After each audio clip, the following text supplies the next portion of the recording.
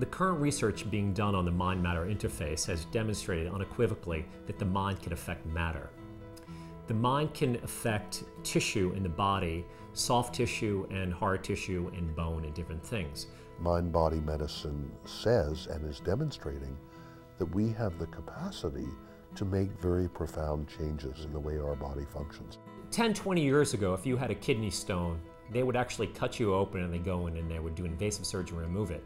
Now they can actually send a vibration through the sedimentary tissue and break it down. If we take this to the quantum leap in knowing that we don't need to touch something to do it and we harness these energies, we may very well be able to send energy into the heart and break down multiple sclerosis. Won't that be great?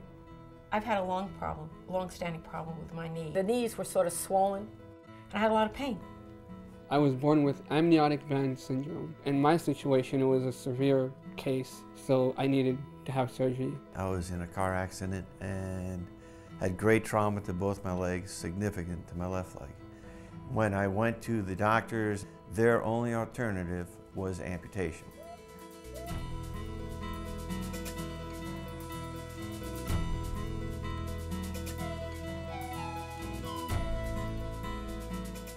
I chose medicine because I wanted to make my life about helping people. In the last few years, I opened up my mind and started to look into alternative modes of therapy. I began to look, perhaps almost 40 years ago, at therapies that might hold out some hope for conditions where Western medicine wasn't terribly helpful. I worked for the Office of Alternative Medicine at the National Institutes of Health since its inception in 1992. In the 1980s, I was invited to study with a professor at Princeton University, different mind-body techniques. I found that it was remarkable and had applications and ways to benefit health that were unbelievable. I really do believe that scientific principles that physics is actually bringing to light today are going to show that the brain and its integration with the body is going to have more of an impact than a surgeon's hands reaching into another person. Once you're able to master moving energy, you can then convey it, just with intention, into another person. And that can be used for healing. I'm a cardiologist, and I'm always looking for other ways to do things. So that's why I went, and I decided I'd be the guinea pig. I would see how it went so that I could refer patients if it seemed to be a modality that works, and it does. You can use it like a laser of vibrating human energy, and that put through any type of a mass, whether it be a calcification, a scar, arthritic matter, anything like that, and it will dissipate it. It will break it down and enable the body to return back to its healthful state. I've had a long-standing problem with my knee. What was unusual was what he did, to watch my knee transform, to watch the skin pucker. People cannot argue with physical changes.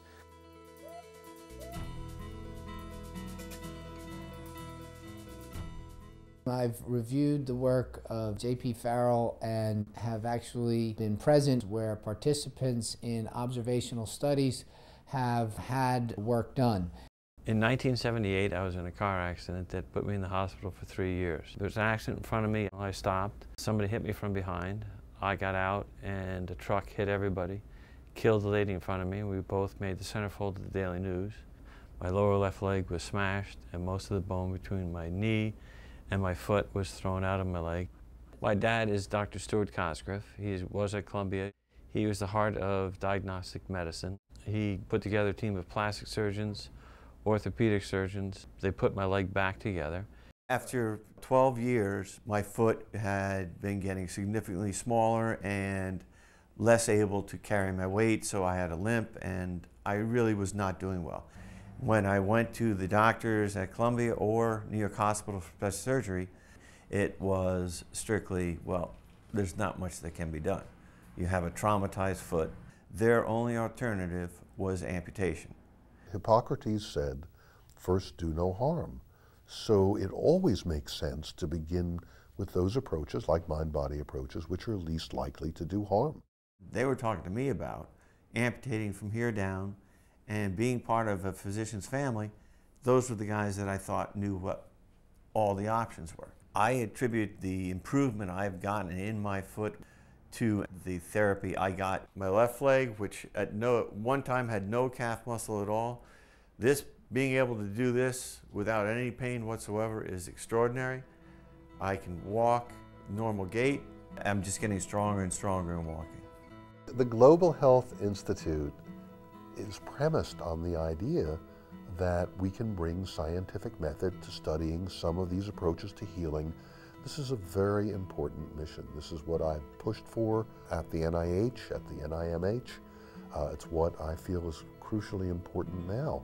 I had hip operations on both hips. I had a total hip replacement on the right hip back in the year 1990, which is where the big problem lies. These individuals have previously been cared for by physicians at some of the highest level institutions in the New York City area, and were told there's nothing much we can do for you. Where my foot previously was pointed out, and it's been that way for many years, they felt that that was normal for me and that was the way it was going to be. It's now brought into proper alignment. I walk normally now, and it's been a substantial change. I'm able to go greater distances without feeling any discomfort, and when I walk, because I love to walk, and I have been able to. We can make a difference in clinical outcomes and quality of life for patients, and my goal is to make sure that rigorous scientific protocols are applied to this so it can be presented in peer-reviewed journals and duplicated in a scientific way. But there are deeper changes at the level of the tissues as well, so that changes in the soft tissues as well as bony tissue can ensue. I was born with amniotic band syndrome. In my situation, it was a severe case, so I needed to have surgery. I've had about 30 to 35 surgeries. I would take pictures and look at my nose and look at how I looked in the mirror. And in the beginning, it was really thick and wide. And there will be untold benefits to society in rehabilitation, treatment of disease, a reduction of inflammation, breakdown of scar tissue. After he was done, he was like, touch your nose. And I touched it, and I was like, oh my God. I noticed right away that the size of my nose, it felt a lot closer, because before my nose was a lot more wider. So I definitely felt the difference. It felt smoother. And I was able to tell that something was different here, which was definitely a positive thing for me. I felt a lot more confident, and I noticed that I felt better about myself. I would look in the mirror and I would say, wow, I look a lot better, and it made me feel good inside. I've seen dramatic change in quality of life.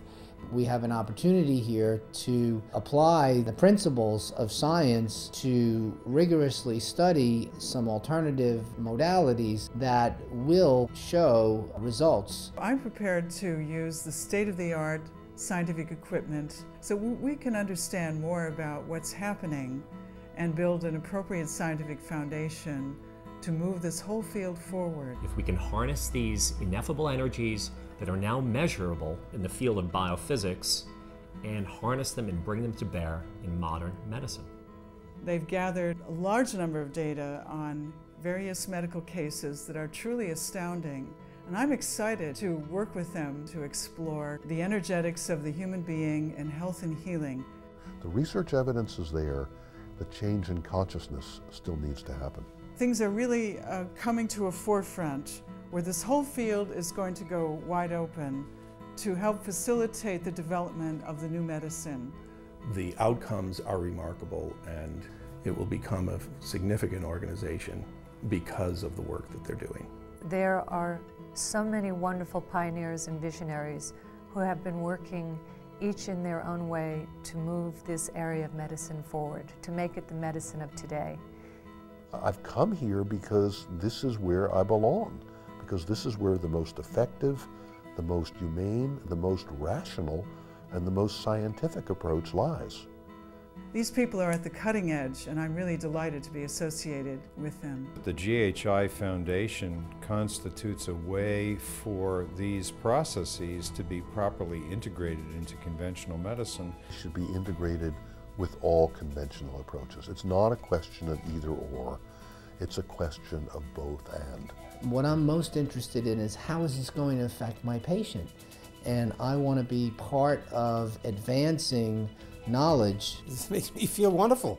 I mean, I see what can happen with people that are made a part of this. Wow, this is interesting stuff.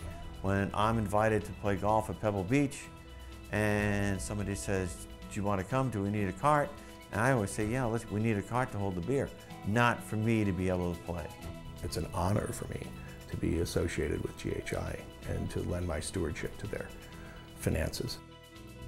I believe the Global Health Institute's work, once it's presented to the medical community and then made available to the public, will help dramatically accelerate the acceptance of integrative medical approaches to healthcare. Which is really my heart's desire and my mission in life, to accomplish science underlying the new medicine. It's my desire and my wish and my hope that we'll be able to replicate this, harness it, and have it available for everyone and be made available at hospitals. That most patients don't have the opportunity to hear from a physician or other healthcare professional that these techniques should be part of their care.